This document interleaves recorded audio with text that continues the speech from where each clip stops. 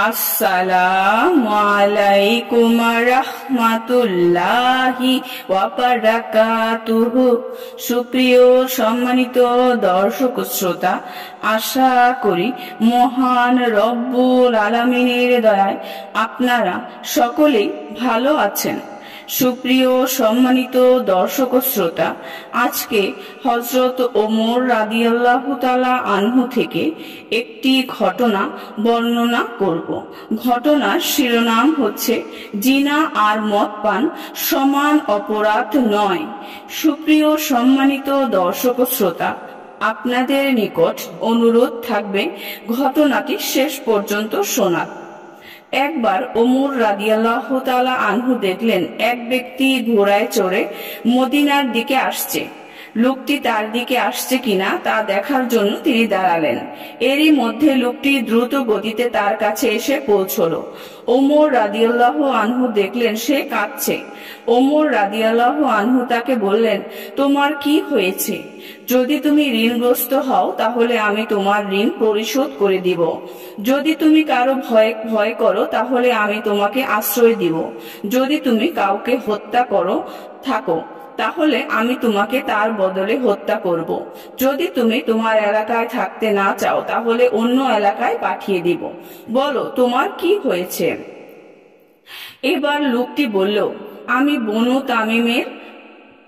বনু তামিমের মুসলমান। আমি মদ পান করে ফেলেছিলাম, ফলে আবু মুসা আশআরী আমাকে কোড়া মেরেছেন এবং আমার মুখ কালো করে সকলের মাঝে ঘুরিয়েছেন। তিনি সবাইকে বলে দিয়েছেন কেউ যেন আমার সাথে খাওয়া দাওয়া উঠা বসা না করে।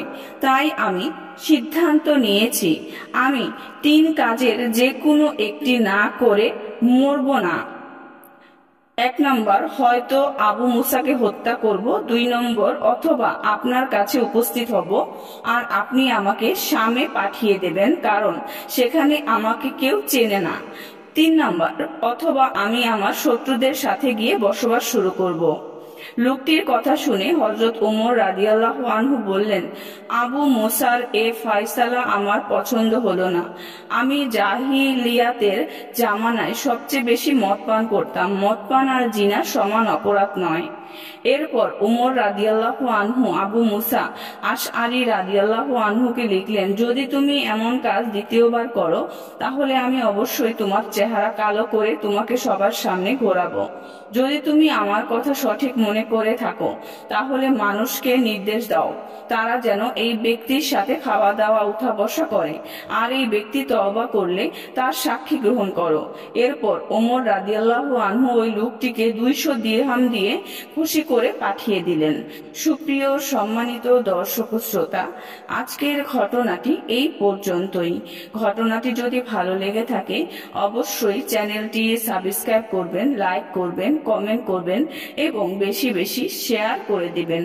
সবাই ভালো থাকবেন। আল্লাহ হাফেজ।